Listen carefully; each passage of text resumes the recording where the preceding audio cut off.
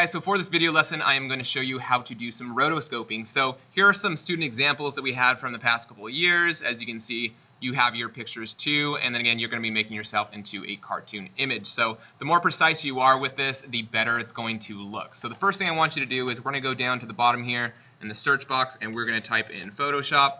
It should come up when you just click it, just like that. The screen will pop up. This might take a little bit of time, so don't feel bad about that. Let it go ahead and load, and then you can get to it. Okay, so once it finally does load, you're going to get a blank screen, okay? So what I want you to do first is we are going to go ahead and change this tool right here. It is called the gradient tool. So again, when you put your cursor or click on each one, it may change. So again, click on it. It'll say gradient tool. I want you to come up here to the top, and we're going to click here. And we're going to scroll down, and we're going to find the one that says fill with bubbles patterns. Just click outside the box. You're going to click where it says pattern, and you're going to hit foreground. So basically that's just going to let us select different types of colors. Okay, next you're going to go to our website, and you're going to download your photos. So simply click here to get your photos, and it'll load. If it does take a little bit of time, don't worry. I already have this open. So I'm going to go ahead and find your photo. Basically there's a whole bunch there for you. Find your photo. You simply just want to right click on it, and you're going to click on download.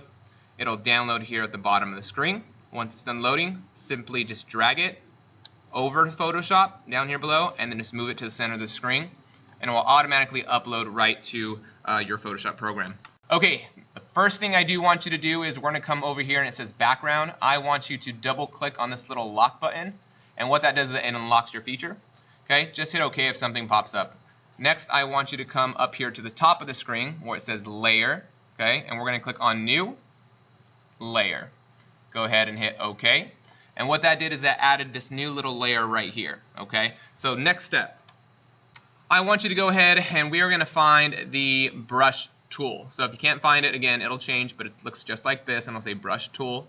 Click on that. And the first thing I do want you to change is the size. So yours might be really big or really small the first time you do it. For this project, I would advise going to size, and then you can obviously just type that in there, and I would just put it at 15, okay? So you can just click on the side of the box, and you're good to go.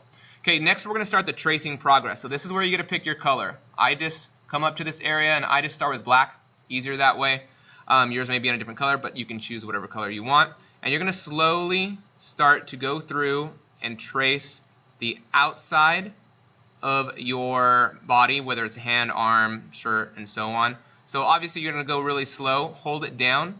If you let go, that's fine. Just end up where you left off. And so basically you're going to go through and you're going to do it as best as you can. If you mess up, don't worry. You can just hit edit, undo at the top, or use Control-Z, your choice, and you can just go right back to it and fix whatever angles you want.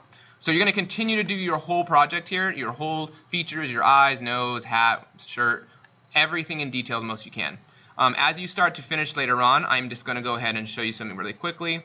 If you have an enclosed area, just make sure that all lines are closed there. You can go back to the paint can, and then you can make a selection. So I'll just use this pink here, and it'll actually just paint that section of your shirt, body, or whatever it is that you're trying to do. So as you continue to go through the project, you're obviously going to look something along these lines here. So again, you can make yourself anything you want, holding anything you want, doing anything you want. The choice is up to you. So, all right, guys, have some fun with this, and let's see what you can do.